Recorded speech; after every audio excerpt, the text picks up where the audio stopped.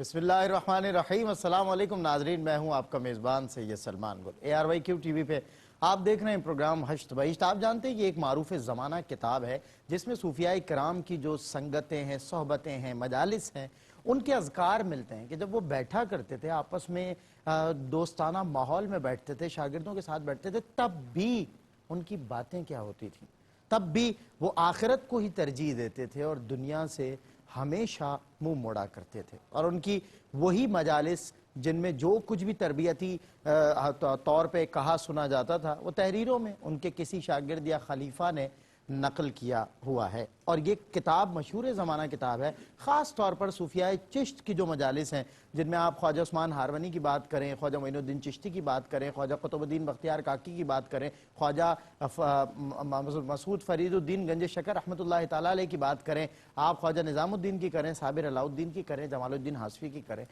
تو ان تمام لوگوں کی جو مجالس ہیں تو ان کے خاص چہیتے شاگردوں اور خلفاء میں ان کو ایک ایک لفظ کو انمول موتیوں کی طرح اپنے پاس محفوظ رکھا۔ اور آج ہمارے پاس ہے، آج بھی ہم نے کچھ گوشہ اسی کتاب میں سے پروگرام میں شامل کرنا ہے، اور حسب روایت بہترین عصر حاضر کے علماء جن کی گفتار میں ماشاءاللہ مدلل ہمیں بنیادیں نظر آتی ہیں، اور بڑی گہری نظر ہے، بڑا گہرا مطالعہ ہے دونوں حضرات کا۔ سب سے پہلے حضرت علامہ مولانا حافظ اویس احمد صاحب تشریف فرمائیں۔ السلام علیکم ورحمۃ اللہ۔ وعلیکم السلام ورحمۃ اللہ وبرکاتہ۔ اور دوسری نشست پر ہے علامہ اکرام حسین القادری صاحب۔ السلام علیکم ورحمۃ اللہ۔ وعلیکم السلام ورحمۃ اللہ وبرکاتہ۔ ناظرین، آج راحت القلوب کی مجلس میں سے ہم جو ہے تذکرہ کرتے ہوئے پروگرام کا آغاز کرنے جا رہے ہیں، اور مقصد اس پروگرام کا وہ تربیت ہے جو صوفیاء کرام نے ہمیں کی ہے، اپنے نہ صرف مریدوں کی بلکہ اپنے آس پاس آنے والی مخلوق کی بھی۔ اور آج بھی ہمیں صوفیاء کرام کی عقیدت سے زیادہ ان کی ان واعظ و نصیحت کی ضرورت ہے، اس تربیت کی ضرورت ہے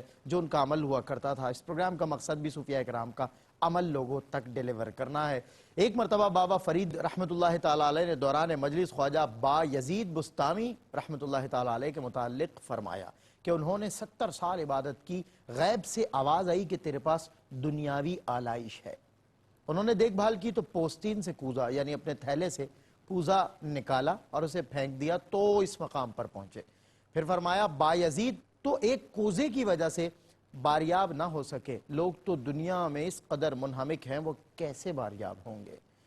حضرت علامہ حافظ اویس صاحب کی طرف سے آغاز ہوتا ہے پروگرام کا۔ حضرت با یزید بستامی رحمۃ اللہ تعالیٰ علیہ کا بڑا نام ہے، قرون اولیٰ کے مشائخ میں آپ کا شمار ہوتا ہے۔ 70 سال عبادت کی اور ایک برتن کی وجہ سے جو آپ کی کامیابی ہے وہ موقوف رہی، کیا فرمائیے گا؟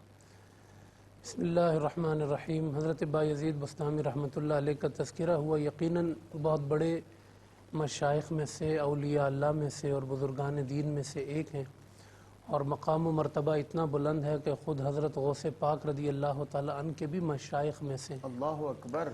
اور 70 سال ان کی عبادت کا تذکرہ ہوا تو وہ حقوق اللہ اور حقوق العباد کے جامع تھے، یعنی 70 سال ایک طرف عبادت میں ان کے مصروف ہوئے، اور دوسری طرف ہم دیکھتے ہیں کہ والدین کی خدمت کے حوالے سے ایک بڑا نام تھا۔ اللہ اکبر۔ والدہ کی بڑی خدمت کی ہے انہوں نے، بلکہ کہا کرتے تھے کہ مجھے ولایت ملنے کا سبب اور وجہ ہی یہ ہے کہ ایک مرتبہ میں والدہ نے رات پانی مانگا، اور جب میں پانی لے کر والدہ کی بارگاہ میں پہنچا ہوں تو ان کی آنکھ لگ گئی، تو میں ان کے آنکھ کھلنے کے انتظار میں نہ انہیں ڈسٹرب کیا، میں کھڑا رہا تاکہ صبح ہو گئی۔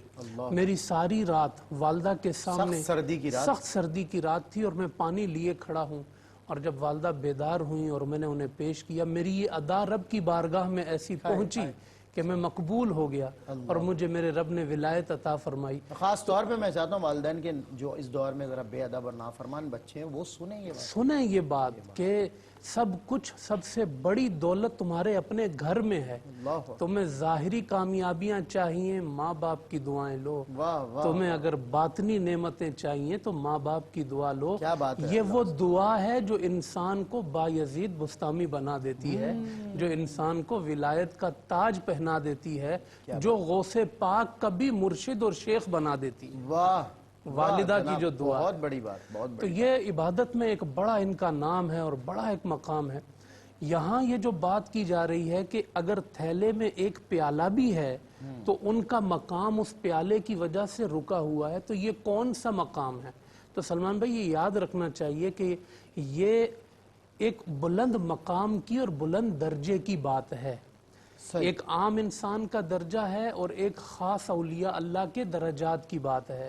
ٹھیک ہے. عام لوگوں کے ٹارگٹس الگ ہوتے ہیں، اولیاء اللہ کے ٹارگٹس، ان کے مقاصد، ان کی پہنچ، ان کی رسائی اور خدا کی معرفت اور قرب کی وہ جو منزلیں طے کیے ہوئے ہوتے ہیں، اس درجے کے تقاضے بھی الگ ہوتے ہیں، اس درجے کی بات بھی الگ ہوتی ہے. یہ اس بڑے درجے کی بات ہو رہی ہے. وہ روایت میں ہے نا کہ حسنات الابراری سیئات المقربین، کہ عام لوگوں کی جو نیکیاں ہوتی ہیں نا وہ خاص لوگوں کے گناہ ہوتے ہیں. اللہ یعنی جسے عام آدمی عمل کرے تو وہ نیکی کا ثواب پاتا ہے، وہ عمل اگر خاص آدمی کر رہا ہو تو اس کے بلند درجے کی وجہ سے وہ اس کے لیے گناہ بن جاتا ہے. بڑی زبردست کلاسیفیکیشن ہے. بالکل. ایک خاتون جو ہے وہ حضرت امام احمد بن حنبل رضی اللہ تعالیٰ عنہ کے پاس پہنچی اور کہنے لگی کہ میں جو ہے وہ سوت کاٹتی ہوں اور قافلے گزرتے ہیں، اس کی روشنی جو ہے وہ میرے سوت کاٹنے پہ پڑتی ہے تو روشنی بڑھ جاتی ہے. تو میں جو ہے وہ اس سوت کاٹنے سے جو قافلوں کی روشنی ہے اس سے مدد لیتی ہوں. تو کیا وہ سوت کاٹ کے جو میں کھاؤں گی کماؤں گی کیا وہ میرے لیے جائز ہے؟ تو امام احمد بن حنبل رضی اللہ تعالیٰ نے دیکھا، آپ سمجھ گئے یہ جائز ناجائز کی بات نہیں ہو رہی، یہ تقوی کے درجات کی بات ہو رہی ہے. امام صاحب نے عجیب سوال کیا. آپ کہنے لگے تم ہو کون؟ کہا میں بشر حافی کی بہن ہوں. اللہ اکبر. کہا کوئی عام اگر میرے پاس آتا نا تو میں اسے کہتا کہ جائز نہیں ہے، یہ جائز ہے تمہارے لیے یہ کمائی، عام آدمی کے لیے جائز ہے، مگر تم بشر حافی کی بہن ہو، تم جس مقام پر ہو اس روشنی سے استفادہ تمہارے لیے، تمہارا تقوی ہی بڑا بلند ہے. ہمارے لیے اس میں پیغام جو ہے وہ یہ ہے سلمان بھائی کہ بتانا یہ چاہتے ہیں کہ ان کا درجہ تو یہ ہے کہ ایک پیالے کی وجہ سے مقام موقوف رہا، عام آدمی دنیا میں غرق نہ ہو، وہ دین کو دنیا پر ترجیح دے، اتنا تو کرے نا. یہ نہ ہو کہ اس کا ارد گرد اس کا جو ہے وہ دائیں بائیں اس کی خواہشات وہ دنیا میں ہی استغراق ہو. اس کا مقصود یہ ہے اس پیراگراف کا، اس پیغام کا، کہ آپ اپنے دین کو دنیا پر ترجیح دینا سیکھیں. آپ اپنی عبادات کو دنیا پر ترجیح دیں، آپ اپنے معاملات کو، دینی معاملات کو دنیا کے معاملات پر ترجیح دیں. بہت خوب.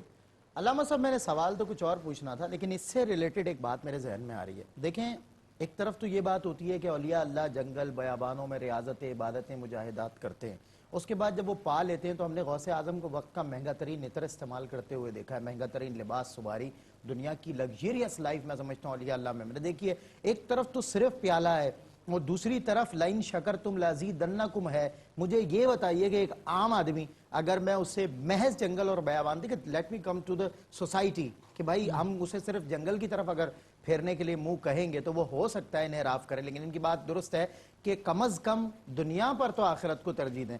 لیکن لئن شکرتم لازیدنکم اللہ تعالیٰ ایک طرف یہ بھی کہتا ہے، تو کیا فرمائیے گا ذرا ایک سوشل کویسچن. اعوذ باللہ من الشیطان الرجیم، بسم اللہ الرحمن الرحیم. بہت شکریہ سلمان بھائی، اور بڑے خوبصورت انداز میں آج کی اس مجلس کی ابتدا ہوئی ہے اور ان بزرگوں کے ان مبارک ملفوظات سے ہم اکتساب فیض کر رہے ہیں. دیکھیے جو بات آپ نے کی ہے، ان مجاہدات، مراقبات اور ان مشقتوں، ان تکالیف سے گزرنے کے بعد ہم دیکھتے ہیں کہ پھر ان اولیاء اللہ کی زندگی کا وہ فیض بھی جو ہے ہمیں نظر آتا ہے، وہ مرحلہ بھی ہمیں نظر آتا ہے اور وہ انداز بھی ہمیں نظر آتا ہے کہ جب ان کی مجلس میں اور ان کی بارگاہ میں کسی شے کی کوئی کمی نظر نہیں آتی. صحیح بات ہے. ایک جگہ جیسا لباس کسی کا نہیں ہوتا، ایک جگہ ہمیں وہ ایسے نظر آتے ہیں کہ انہوں نے پیون زدہ کپڑا زیب تن کر رکھا ہے، اور پھر ایک مقام پر ایسا نظر آتا ہے کہ ہر کوئی دیکھ کر کہتا ہے کہ اس شہر میں سب سے مہنگا لباس اسی ہستی سب سے رئیس آدمی ہے. اس کی وجہ کیا ہے؟ یہ جو بات آپ نے ذکر فرمائی اس کی اصل لاجک یہ ہے کہ وہ اللہ رب العزت کی بارگاہ میں قناعت کو اختیار کرتے کرتے، ترک دنیا کے اس فلسفے کو اپنے اوپر حاوی کرتے کرتے اس قدر وہ رب ذوالجلال کی رضامندی میں مستغرق ہو جاتے ہیں کہ پھر اس کے بعد اللہ کی رضا اور رب کا شکر ان کے جسم کے ایک ایک جز سے اور ایک ایک حصے سے جاری و ساری ہو جاتا ہے.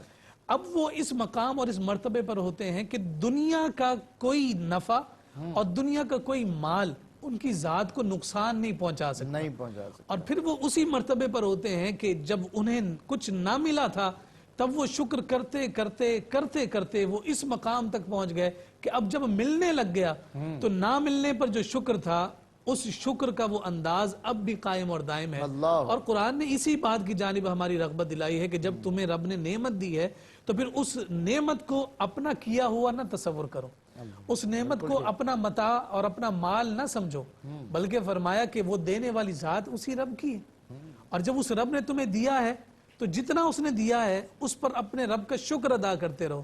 شکر وہ خوبصورت کیمیا ہے کہ جس کے نتیجے میں اللہ رب العزت تمہیں زیادتی اور بڑھوتری عطا کرتا رہتا ہے، اور پھر یہ شکر جب کمی پر بھی شکر ادا کیا جاتا ہے تو پھر اللہ رب العزت وہ عادت اس قدر راسخ فرما دیتا ہے کہ جب سب کچھ بھی ہوتا ہے تو اس پر بھی وہ شکر کی دولت اسے نصیب اور میسر ہو جاتی ہے۔ اسی وجہ سے ہم کہتے ہیں کہ اگر صوفیاء کا اگر یہ رنگ بھی ہمیں نظر آئے کہ ان کی مجلس میں سب کچھ موجود ہے، اور کوئی دیکھ کر یہ کہے کہ جناب یہ کون سے صوفی ہیں، یہ کون سے شیخ ہیں کہ جن کے پاس دنیا کا اتنا متاع و مال ہے، تو پھر ہم جواب دیتے ہوئے یہ نظر آتے ہیں جناب یہ اس مال تک اس وقت پہنچے ہیں کہ جب یہ مال انہیں دنیا میں فنا نہیں ہونے دیتا، بلکہ یہ مال بھی انہیں اپنے رب کے شکر کی جانب پیغام عطا کرتے ہیں۔ کیا بات ہے، وہی بات ہے جسے آپ نے ماشاءاللہ بالکل ڈیٹیل میں سمجھا دیا۔ ملتانی رحمۃ اللہ علیہ کے پاس، اور علامہ صاحب کی بات سے یاد آیا بڑا مال تھا، حتیٰ کہ کہیں جا کے خیمے بھی لگاتے تھے نا تو اس کی جو کیلیں ہیں نا وہ سونے کی ہوتی تھی۔ جب وصال ہو گیا تو بیٹے نے سارا مال اللہ کی راہ میں دے دیا۔ اللہ تو کسی نے کہا والد نے اتنا سنبھال کے مال رکھا ہوا تھا، آپ نے کچھ بھی نہیں رکھا۔ کہا وہ مال کا منتر بھی جانتے تھے، اللہ ہم کہیں مال سے ہلاک نہ ہو جائیں، انہیں مال سنبھالنا بھی آتا تھا۔ بھائی واہ، سبحان اللہ سبحان اللہ۔ اچھا، الگ الگ ظاہر ہے ابدالوں کے اقطاب کے مزاج ہیں، ان کی طبیعتیں ہیں، اور ان کا زندگی گزارنے کا جو ایک خوبصورت نرالا طرز ہے، جو تہذیب ہے، وہ آج اس دنیا کو اس کی ضرورت ہے، آج اس معاشرے کو اس کی ضرورت ہے، تاکہ ہمیں کوچا کوچا قریہ قریہ بستی بستی وہ لوگ نظر نہ آئیں کہ جن کی وجہ سے ہمیں آستانوں سے منہ موڑنا پڑے۔ ہمیں ان آستانوں کی ضرورت ہے جو صوفیاء چشت نے ہمیں متعارف کرائے ہیں، دکھائے ہیں، سمجھائے اور سکھائے اور بتلائے ہیں۔ میں بریک کے بعد آپ سے پھر ملاقات کرتا ہوں علامہ حافظ اویس احمد صاحب کے ساتھ، اور علامہ اکرام حسین القادری صاحب ہمارے ساتھ۔ دید ناظرین، آپ کا خیر مقدم ہے، میں ہوں آپ کا میزبان سید سلمان گل، پروگرام ہے ہشت بہشت۔ آگے بڑھتے ہیں، کچھ ذرا راحت القلوب کی مجلس میں سے کچھ ہم نے نکالا ہے، کچھ موتی چنے ہیں جو آپ کی خدمت میں پیش کر رہے ہیں، علماء اکرام بہترین انداز سے اس کی وضاحت فرما رہے ہیں۔ اسی طرح محبوب الہی فرماتے ہیں کہ ایک مرتبہ ماہ شوال میں وہ بابا فرید کی مجلس میں حاضر ہوئے، جس میں جمال الدین ہانسوی، شیخ بدر الدین غزنوی، مولانا بدر الدین اسحاق و دیگر احباب حاضر خدمت تھے کہ بابا صاحب رحمۃ اللہ تعالی علیہ نے فرمایا جب لوگ کھانا کھائیں تو چاہیے کہ طاعت کو ثابت کریں، کیونکہ طاعت کے لیے کھانا بھی طاعت ہے، اور ہوائے نفسانی کے لیے کھانا نہیں کھانا چاہیے۔ علامہ صاحب، میری سمجھ میں ایک بات یہ نہیں آ رہی، کھانا تو جسم کی ضرورت ہے اور بطور غذا معمول ہے، وہ استعمال کیا جاتا ہے، تو یہ معمول سے ہٹ کے اگر مطلب رزق حلال تو خود عبادت ہے، مگر بزرگوں نے اس میں بھی نیت کا دخل شامل کیا ہے، تو کیا مقاصد ہیں اس کے پیچھے، کیا پرسپیکٹو ہے؟ سلمان بھائی بڑے خوبصورت انداز میں اس مقام پر صوفیاء نے تزکیہ اور تصفیہ کی جانب اشارہ کیا۔ ٹھیک ہے، گویا ہم جانتے ہیں کہ جب انسان کھاتا ہے حقیقتاً تو وہ اس کے جسم کی غذا ہے، جیسا کہ آپ نے ذکر کیا۔ ٹھیک ہے، اگر یہی کھانا زیادہ ہو جائے تو وہ جہاں تک صحت کے لیے مضر ہوتا ہے، وہیں ساتھ ساتھ جو روحانی اس کی جو یوں سمجھیے سفر ہے اس کے لیے بھی وہ نقصان دہ ہوتا ہے۔ ٹھیک ہے، اس وجہ سے جب ہم صوفیاء اور مشائخ کا مذہب دیکھتے ہیں تو وہ فقر و فاقہ ہمیں نظر آتا ہے۔ بالکل ٹھیک، ان کے مجاہدات میں یہ بہت زیادہ نظر آتا ہے کہ وہ اپنے شکم پر جو ہے جبر کرتے ہوئے نظر آتے ہیں، کئی کئی دن تک بھوکا رہنا، بالکل ٹھیک، کئی کئی دن تک اپنے آپ کو اس جسم کی غذا سے محروم رکھنا۔ کیوں؟ اس لیے کہ اس کے ذریعے سے روحانیت کا جو درجہ ہے وہ جہاں مضبوط ہو رہا ہے، وہیں جہاں آپ نے اشارہ ہوائے نفس کا کیا وہ کمزور ہو رہا ہوتا ہے۔ ٹھیک ہے، جب ہم روزے کے فلسفے کی بات کرتے ہیں تو ہمیں وہاں بھی یہی بات نظر آتی ہے کہ روزے کے ذریعے سے انسان کا جو نفس ہے وہ کمزور ہوتا ہے، اور حقیقتاً صوفیاء کی تمام تبان تعلیمات وہ اللہ کی طرف بھی ہوتا جی ہے. ہاں. دیکھیں نا آپ جب بھوک میں ہوتا ہے تو اللہ کتنا یاد آتا ہے انسان.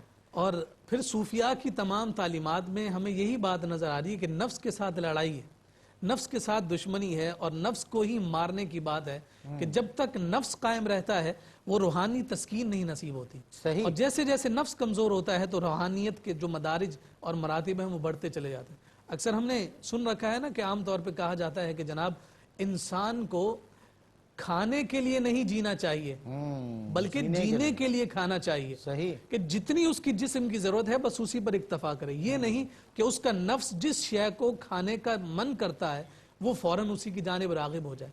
اب آپ یہ دیکھیے کہ اگر ہم فقر و فاقہ کے اعتبار سے یا روحانیت کے مراتب کی بات کریں تو سب سے بڑا درجہ تو کائنات کے تاجدار صلی اللہ علیہ وسلم کا. اگر اس اسپیکٹ سے ہم حضور کی ذات کو دیکھتے ہیں کہ حضور نے ترک طعام کو کس انداز میں اختیار کیا، اور اس کے ذریعے سے حضور علیہ الصلوۃ والسلام نے اپنی امت کو کیا تعلیم ارشاد فرمائی.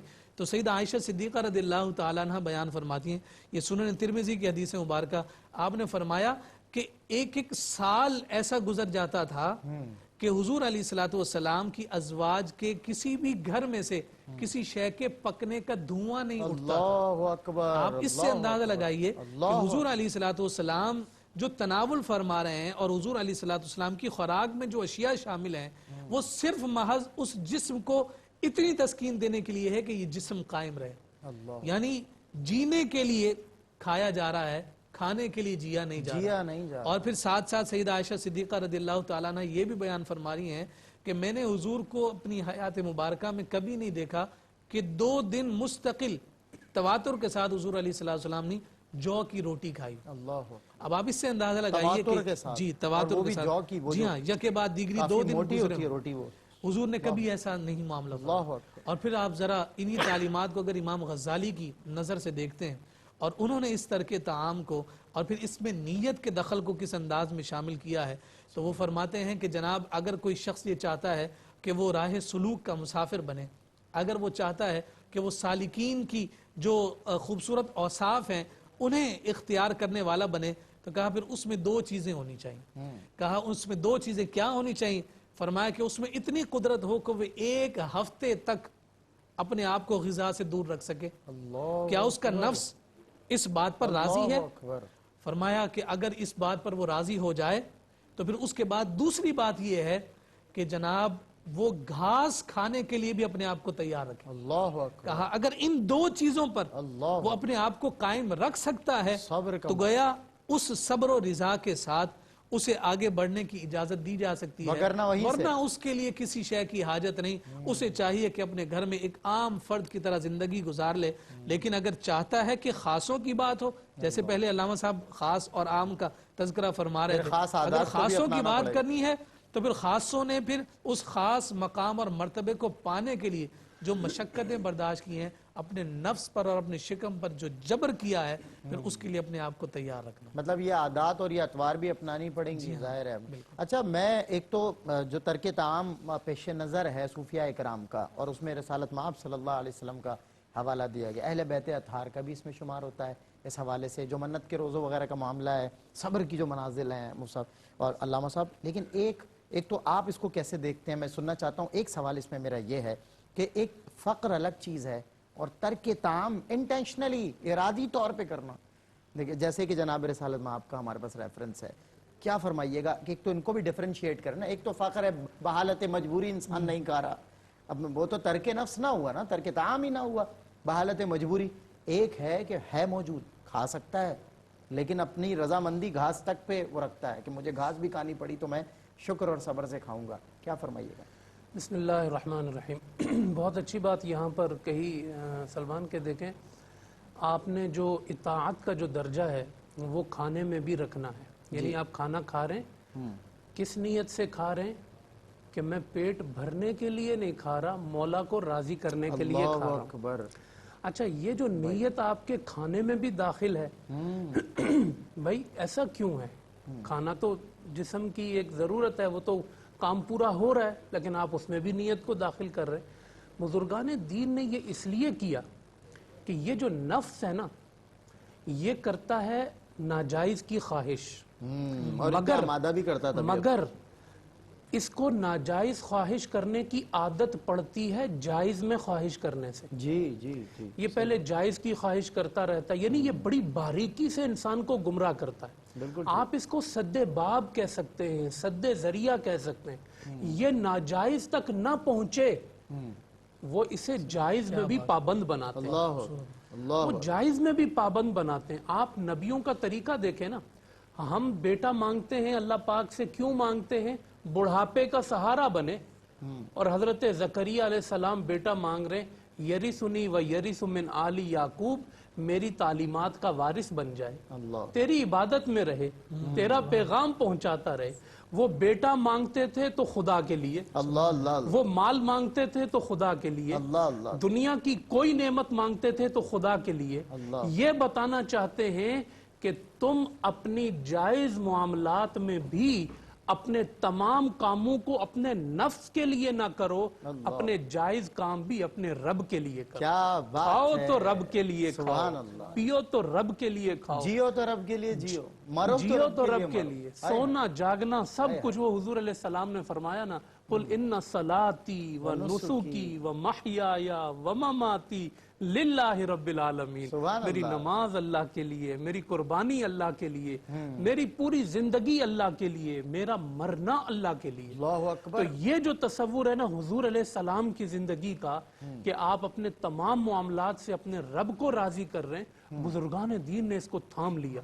अपनी तमाम तालीमात में आप उनको नजर आएगा आपको कि वो अपने जायज मामलात के अंदर भी पाबंदियां लगा रहे हैं कि भाई आप जायज काम भी आपको किस तरीके से करना है। जायज और मुबाह काम जरूरी नहीं है कि कोई काम नाजायज होगा तभी छोड़ा जाएगा। जी, जायज होते हुए भी जायज छोड़ा जाएगा। होते रब हुए की भी रजा उस पे पाबंदियां लग रही हैं अल्लाह। कि किस नीयत से करोगे, कितना करोगे। कम खाने के हवाले से जैसे आपने सवाल किया, कम सोना, ये जितनी चीजें हैं ये सब के सब चूंकि अल्लाह के लिए होती थी। जैसे कैलूले के हवाले से आप जानते हैं मकसूद क्या होता था, आपने थोड़ी देर आराम किया ताकि तो फिर रात के लिए ताकत आ जाए। हुजूर अलैहिस्सलाम इशा के बाद सो जाया करते थे फौरन, मामूल था। क्यों? ताकि तहज्जुद के लिए उठ जाए और इबादत करने। यानी आप उनकी सारी जिंदगी की रूटीन, बज़ाहिर यूं लग रहा है कि ये नफ्स को तस्कीन पहुंच रही है, लेकिन ना, मैं ये इसलिए कर रहा हूं ताकि मेरे नफ्स को ये आदत पड़ जाए कि मैंने तेरे लिए कुछ नहीं है नफ्स, तेरे लिए कुछ भी नहीं, तेरा कोई हिस्सा नहीं, सब कुछ अल्लाह रब्बुल आलम। फिर ये वही मकाम है कि बंदा खा रहा है सवाब पा रहा है। ये वही मकाम है कि वो सो रहा है सवाब पा रहा है। उसका हर वो काम जो आम आदमी करे जिसकी नीयतें ना हो, तो वो उसमें सिर्फ अपने नफ्स की ख्वाहिशों की तकमील है। और बुजुर्गान दीन की तालीमात ये है कि तुम अपनी जिंदगी के हर मोड़, हर अमल और हर चीज को अपनी नीयत के दुरुस्त करने के साथ अल्लाह की बारगाह में इबादत का दर्जा आता। क्या बात है। और मुझे वो बहुत बड़ी खूबसूरत सी मिसाल एक नाज़रीन इकराम में देता हूँ, दोनों उलमा ने क्या खूबसूरत गुफ्तगू की है कि एक शख्स जब घर में रोशनदान बनाने के लिए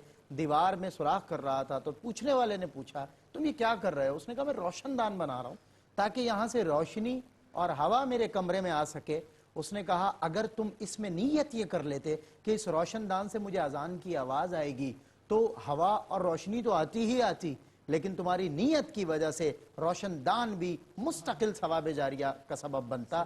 बहुत अच्छी गुफ्तगू चल रही है और बहुत उम्दा अंदाज से सूफिया इकराम का तर्ज अमल हम आपकी तरफ पहुंचा रहे हैं। अल्लाह करे कि हमारे वजूद पे तारी भी हो, असर अंदाज भी हो। एक ब्रेक के बाद इंशाअल्लाह आपकी हमारी प्रोग्राम हश्त बहिश्त में फिर मुलाकात होगी। कुछ मजीद है इस मजलिस के हवाले से, कुछ खूबसूरत गोशा आपकी खिदमत में पेश करता हूँ एक वक्फे के बाद। आपका खैर मकदम है, प्रोग्राम है हश्त बहिश्त और हम बात कर रहे हैं राहतुल क़ुलूब की एक मजलिस जिसे बाबा फरीदुद्दीन मसूद गंज शकर रहमतुल्लाह तआला अलैह ने अपनी ज़बान से जारी फरमाया। हज़रत ख्वाजा निज़ामुद्दीन औलिया आपके दहाने मुबारक से निकलने वाला कोई भी मोती ज़ाया नहीं होने देते थे, बल्कि अपने पास महफूज कर लिया करते थे। और आज उन्हीं के कलम मुबारक की बदौलत हम तक की तहरीरें मौजूद हैं। हज़रत निज़ामुद्दीन औलिया फरमाते हैं कि एक मरतबा वाली अजोधन ने अपने मुलाजिमों के हाथ 2 गाँव का हुक्मनामा और 22 बोरियां नकदी हज़रत बाबा फरीदुद्दीन मसूद गंज शकर की खिदमत में रवाना की। ملازم آئے تو بیٹھنے کے لیے فرمایا، انہوں نے مال وغیرہ خدمت میں پیش کیا۔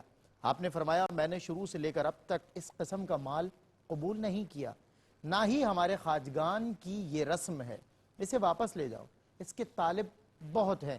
اس کے بعد انہوں نے فرمایا سلطان ناصر الدین رحمۃ اللہ تعالی علیہ نے بھی 4 گاؤں کی ملکیت کا حکم نامہ اور نقدی بھیجی تھی، گاؤں میرے لیے اور نقدی درویشوں کے لیے، تو میں نے مسکرا کر کہا تھا اسے لے جاؤ، اس کے طالب بہت ہیں، ہمارے خواجگان اور مشائخ نے اس قسم کی چیزیں کبھی قبول نہیں کی، ہم قبول کر کے درویشی کی صفت سے نکل جائیں گے، مالدار بن کر درویشوں کو کیا منہ دکھائیں گے۔ علامہ صاحب قبلہ، درویشوں کا یہ جو وصف خاص ہمیں نظر آ رہا ہے ماشاءاللہ، سبحان اللہ۔ آج تو نذرانوں کے بغیر درویشی مکمل نہیں ہوتی حضرت، تو اب فرمائیے کیا فرمائیے گا اس پوائنٹ آف ویو سے؟ بسم اللہ الرحمن الرحیم۔ اللہ پاک جو ہے وہ جنہیں انبیاء بنا کے بھیجتا ہے، اپنا مقرب بنا کے بھیجتا ہے، یہ جو اولیاء اللہ ہوتے ہیں نا، یہ بڑے غیور لوگ ہوتے ہیں۔ اللہ اچھا، دوسری بات یہ کہ یہ جو نذرانے قبول نہ کرنا، ایک ان کے منصب کا بھی تقاضا ہوتا ہے۔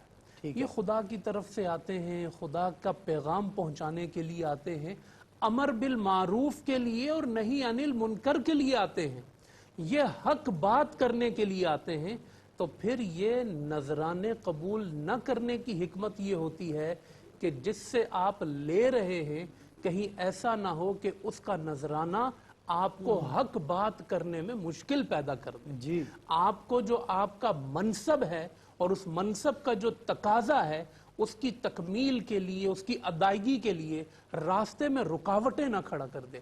آپ دیکھیں نا، امام ابو حنیفہ رضی اللہ تعالیٰ عنہ، آپ جو ہے داؤد طائی کی مجلس میں بیٹھنے والے ہیں تو کتنے بے باک ہیں، اور خلیفہ پیچھے لگا ہوا کہ بھئی آپ جو ہے کسی طرح یہ منصب جو ہے وہ چیف جسٹس کا آپ قبول کر لیں، لیکن وہ دامن بچا کے بھاگ رہے، اور پھر قید برداشت کر لی، صعوبت برداشت کر لی، امام اعظم نے عہدہ قبول نہیں کیا، وہ دنیا سے بھاگ رہے، انہیں پتا ہے کہ ہم پر احسانات ہوں گے، ہمارا حق پہنچانا مشکل ہو جائے گا۔ غوث پاک رضی اللہ تعالیٰ عنہ کو آپ دیکھیں کہ ان کی بارگاہ میں خلیفہ آتا ہے، اشرفیاں لے کر آتا ہے، آپ نچوڑ کے دکھاتے ہیں، خون نکلتا ہے اس میں سے، آپ فرماتے ہیں اشرفیاں دینے آیا ہے یا غریبوں کا خون مجھے دینے کے لیے آیا ہے؟ اللہ اکبر۔ اگر آپ خلیفہ وقت کو اپنی تقریر میں مخاطب کرتے ہیں، حق بات پہنچاتے ہیں، تو یہ ان کا منصب ہے، تو انہوں نے کبھی بھی مال کو ترجیح نہیں دی، اپنے منصب کو ترجیح دی، اور اپنے تقاضوں کو پورا کرنے کے لیے جو چیز رکاوٹ بنی انہوں نے اسے دور کیا۔ ہاں، یہ ضرور ذہن میں رہنا چاہیے کہ جب لے کر آنے والا ان کی ذات کے لیے لایا تو روک دیا۔ ہاں، اگر لے کر آنے والا اس لیے لے کر آ رہا ہے کہ حضرت یہ آپ کو دیا مخلوق خدا تک پہنچائیں، تو یہ تو مصطفیٰ کی سنت ہے۔ سکندر خوش نہیں ہے لوٹ کر دولت زمانے کی، قلندر دونوں ہاتھوں سے لٹا کر رقص کرتا ہے۔ سبحان اللہ، سبحان اللہ۔ حضور صلی اللہ علیہ وسلم مجلس میں تشریف فرما ہوتے، چیز آپ کی بارگاہ میں آتی اور آپ اپنی مجلس میں تقسیم فرما دیتے۔ ارے ایک دفعہ تو چادر درہم و دینار سے بھری ہوئی ہے، حضور دونوں ہاتھ سے تقسیم کر رہے ہیں، اور جب اپنے گھر تشریف لے جاتے ہیں تو چادر جھاڑ کے جاتے ہیں، سب کچھ تقسیم کر کے جاتے ہیں۔ یہ ان بزرگان دین نے حضور علیہ السلام سے لیا، اور یہ نذرانوں کی اصل بھی ہے کہ آپ ایک ہاتھ سے لیتے جائیں جو امیر ہیں، اور دوسرے ہاتھ سے انہیں دیتے جائیں جو فقیر ہیں، کیونکہ مرشد کی بارگاہ میں کوئی امیر بھی آ رہا ہے، کوئی غریب بھی آ رہا ہے، ایسا نہ ہو کہ امیروں سے لے کر خود ہی اتنے امیر ہو گئے کہ دین بیان کرنا مشکل ہو گیا، غریب کا غریب رہا، تو پھر یہ اس منصب کے اہل نہیں ہے، اس منصب کے مطابق نہیں ہے، تو لیں اور لے کر تقسیم کر دیں۔ خود حضرت بابا صاحب کے جو پیر و مرشد ہیں، حضرت قطب، بھئی وقت کا جو بادشاہ ہے التمش، وہ ان کی دعا کی برکت سے وقت کا بادشاہ بنا، اور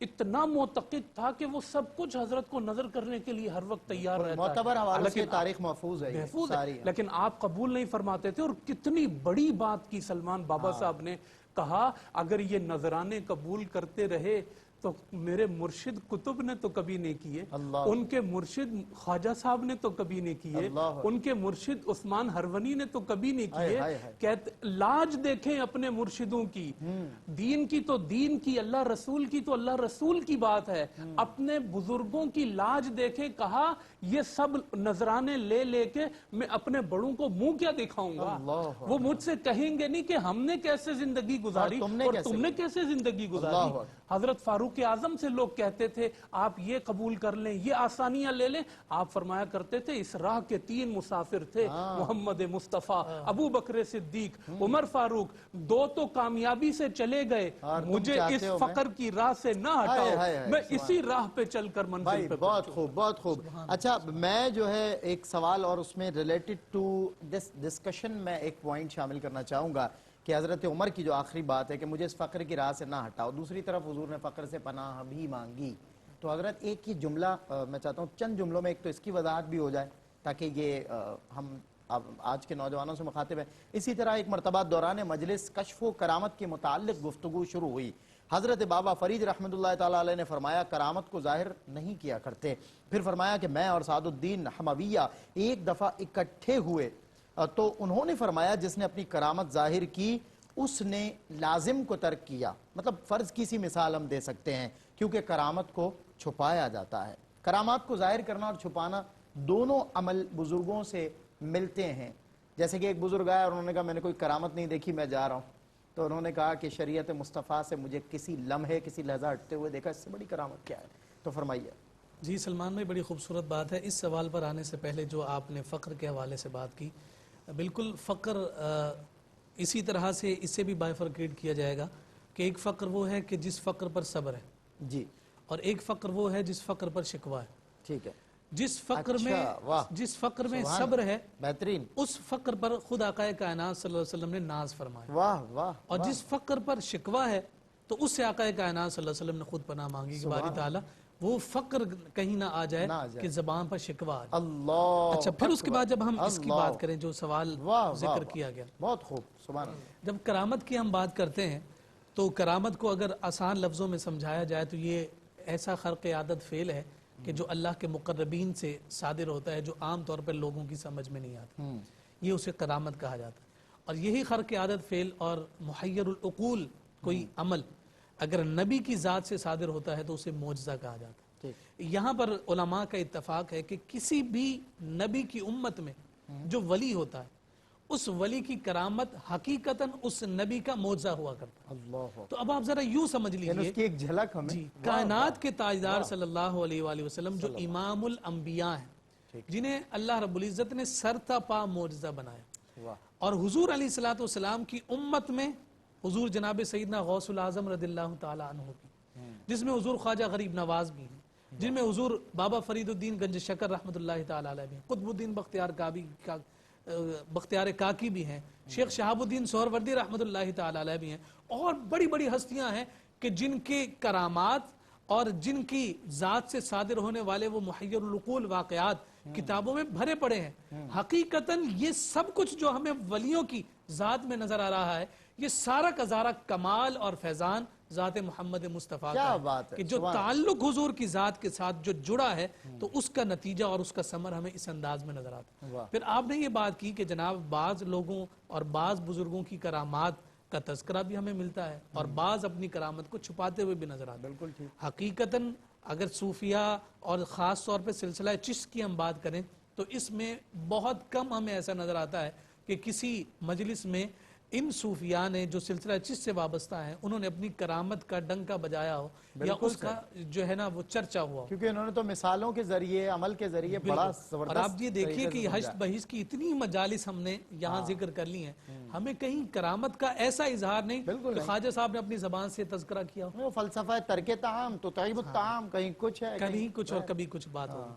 تو حقیقت حال یہ ہے کہ کرامت کا جو چھپانا ہے اسے ظاہر کرنے پر افضل قرار دیا گیا، اس لیے کہ کرامت کا جو اظہار ہے اگر وہ شہرت کی لالچ اور اس کے حرص میں ہے تو اسے مردود قرار دیا گیا، ریاکاری کا۔ جی ہاں، امام غزالی نے ایک بڑا خوبصورت جملہ فرمایا، امام غزالی نے فرمایا کہ ولی مشہور ہوتا ہے مگر دنیا پرست نہیں ہوتا، کیا کہنے. کیونکہ مشہور کیوں ہوتا ہے؟ یہ تو رب کا وعدہ ہے، حتی یودع لہ القبول فی الارض، واہ کہ اس کا چرچا اور اس کی محبت تو لوگوں کے دلوں میں ویسے ہی جاری کر دی گئی. مشہور تو وہ خود بخود ہو گیا، مگر اس شہرت سے اس نے دنیا پرستی کو نہیں کمایا.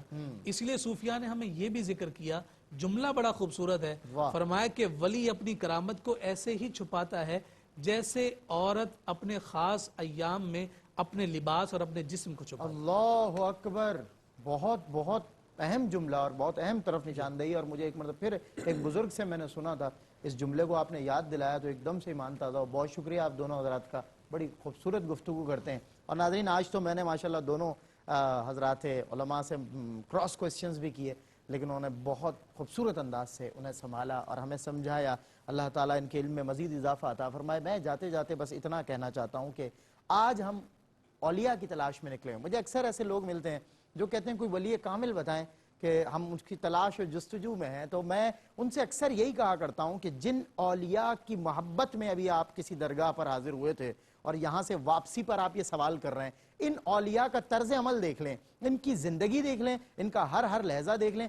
اگر اس کی مطابقت کسی بھی شخصیت میں آپ کو نظر آئے تو آپ اس کو فالو بھی کریں اور اس سے مرید بھی ہوں اور اس کے قریب بھی جائیں، آپ کی تلاش بھی ختم ہوگی. لیکن اگر یہ مطابقت نظر نہ آئے، شہرت برائے ریاکاری برائے نام ہو، وہ خود تشہیری کا لباس اور لبادہ اوڑے پھرتے ہوں، وہ لباس خضر والی بات ہے، ہزاروں رہزنوں والی، تو اگر ایسا کوئی بھی آپ کو نظر آئے تو اس سے خدا را اوائڈ کریں.